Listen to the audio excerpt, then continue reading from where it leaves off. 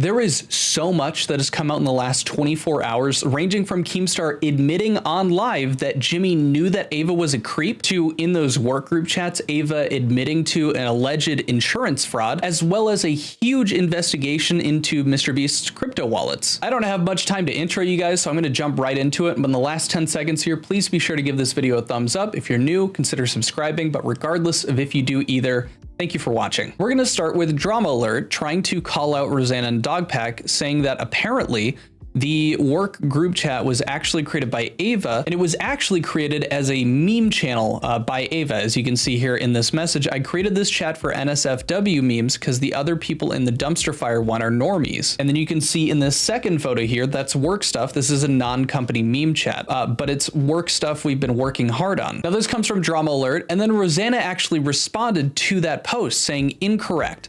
Multiple people from these chats have confirmed they were work chats and they discussed work often. I've attached just a few examples with some insurance fraud as well. I honestly didn't think the Gooner gang, Keemstar and his attack puppies, would band together to defend pedo jokes in the MrBeast main Telegram chat, but here we are. Side note, I've heard from multiple sources that Keemstar is in business with MrBeast in an undisclosed partnership. Care to clear that up, Keem? And then as we take a look here, we can see that Ava also puts in here, this is now our company chat for Telegram of important people that need to share important messages. And then next here we have Lokoya Hill. Have you guys seen the new Lamborghini yacht? There has to be a video idea in there somewhere. Creators.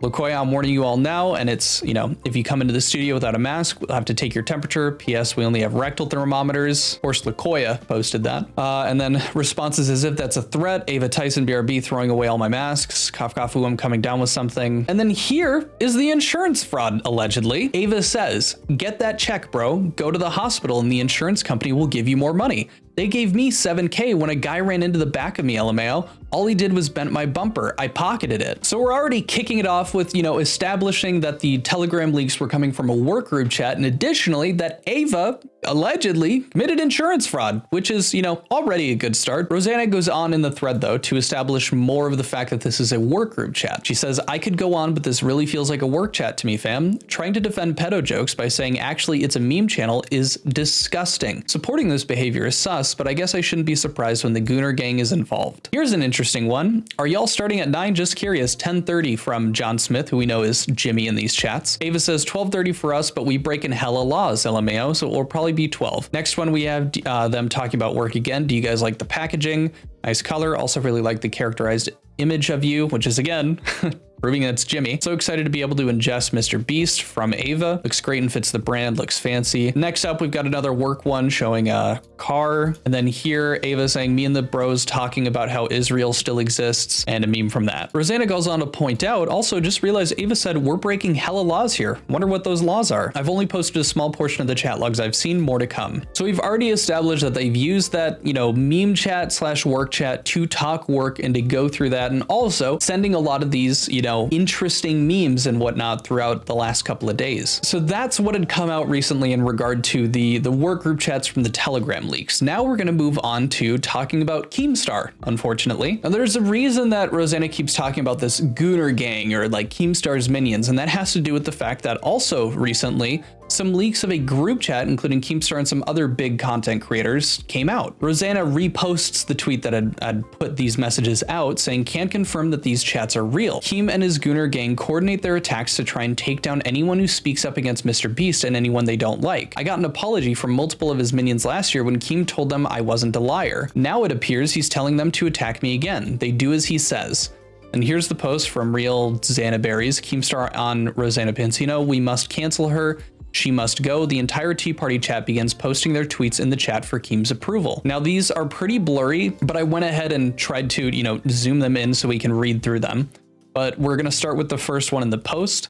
Someone had linked Rosanna Pansino's tweet, and this was around the time that she was cut out of the hide and go seek video. What the fuck is the point of this? Someone had to fall asleep for her to win 3rd place, lol. Real nail biting content here, folks. Wonder why they cut her out. And Keemstar says, at least I'm going off the fuzzy photo, we must cancel her for the most ridiculous thing in the future. Like biting her nails in public and make her lose 1 million subs. She must go. And then it looks like Tom Dark comes in. The truth is she just wasn't entertaining, and that's why they subbed Logan. The way she was found was boring. The way she played the game was boring. Logan hid in a freezer, which is really funny. And then Tom, did you see the clip? She was 4th place, but got 3rd by technicality because someone was asleep. And someone else, this woman is literally having a meltdown on Twitter, and it's hilarious at this point. It shows that she's running Twitter ads on the clip she's posting from age 3 laughing. And they go on with Keemstar laughing, someone else, posting their tweet that they had put out, and then someone else saying she won't stop. And then Keem also posting his tweet, followed up with one here from Nicholas Diorio. I do believe this one is Nicholas Diorio. It's got the same profile picture as him tweeting out his message. Why do you care if you didn't win anyway? And then meme here. I can't. This isn't a real person. She has to be trolling.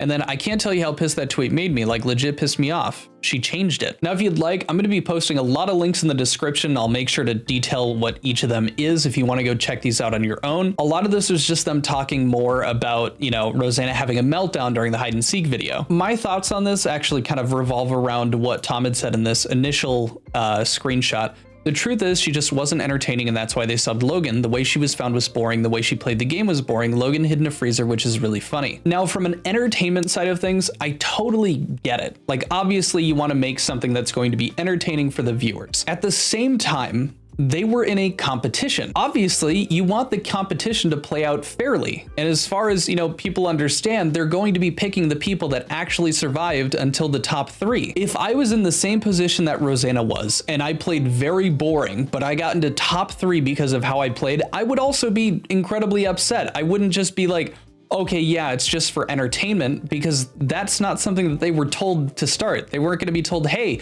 your place doesn't matter in this hide and seek. We're just going off of who's the goofiest and most entertaining. So I think in that regard, it's totally fair for Rosanna to be upset when they cut her out of being in the top 3. It also sheds light on the fact that the MrBeast company was not setting up competitions to have them done fairly, which, in any other medium, like let's say Survivor, you're not allowed to do that. It's illegal. And fortunately for the MrBeast company, you're able to get away with it since, YouTube isn't covered by the same broadcasting laws as television. This is editor Connor coming in here. So in regard to the messages that were leaked from the group chat, showing that group with Keemstar talking trash about Rosanna and the coordinated attacks, I was not aware of this group chat that was completely leaked. I didn't know the entire thing was there.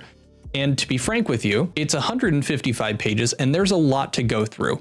So keep in mind that I had no knowledge of this being released. I thought it was just some small leaks, and keep that in mind when you're listening to my take on it, because I don't have the full information in regard to any, previous alleged coordinated attacks or these people, doing that together. I just wanted to let you guys know so that you were aware. I'm going to put a link in the description below to this as well so that you guys can take a look at it if you've got 2 hours. Now, additionally, what I do want to say is that while I was reading through those, I caught a few glimpses of people being irritated. I struggle to see that these people are in this group chat and doing these things for Keemstar's approval. If anything, it just seems like a bunch of content creators who, for the most part, agree with each other and thought that Rosanna having an issue with being in 3rd place was funny and ridiculous. I think Tom articulated it best, but they were really just kind of sending their replies and stuff because I think to each other it's funny and they seem to be friends. There could be some coordinated attacks planned, but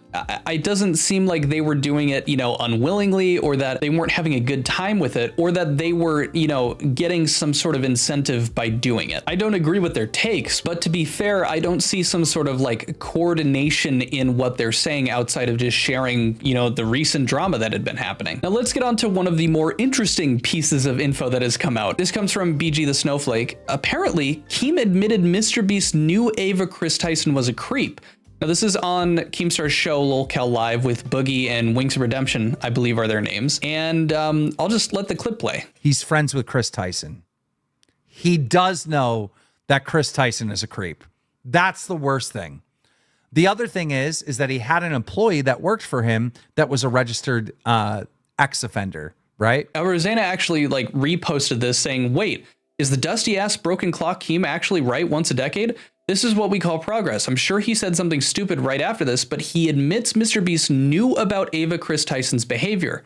MrBeast lied in his public statement about not knowing. If this is true, it completely ruins this idea that Jimmy had no idea about what was going on with Ava. And for the record, with them living together for years, the Discord leaks that came out, as well as these work group chats where Ava was posting this kind of stuff, I already found it really hard to believe that Jimmy wouldn't have known. However, it is no secret that Keemstar is a very unreliable source. He runs Drama Alert, and we already were going over Drama Alert, showing that they were wrong. Now, this is coming straight from Keem's mouth, and I don't know how much more credibility it gives that statement, but I want to be transparent and realistic with you guys, because although it does fit the opinion that I have about this situation, about Jimmy knowing, I do also have to recognize, especially for the people watching this, that Keemstar is an unreliable narrator. I don't want to outright dismiss what he has to say, but I also recognize that my bias is definitely hoping that he was being honest in this live. But I want you guys to come to your own conclusions with this information, and I want you to also recognize, if you somehow didn't, that Keemstar is not always the most reliable person to get the truth out of. Now, the most recent thing that has come out, which I saw that had just come out like 3 hours ago,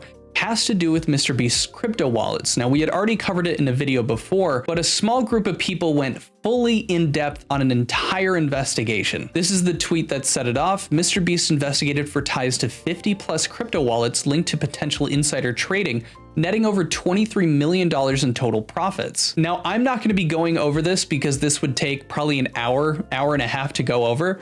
But this is the investigation into his crypto wallets. And to say it's large is an understatement. They go into every single crypto token that, MrBeast has supported, partnered with, other different content creators that he's worked with. And I think, just to keep things short, I'm just going to go down to the conclusions at the bottom because there is so much shown. Let's just show you guys the network.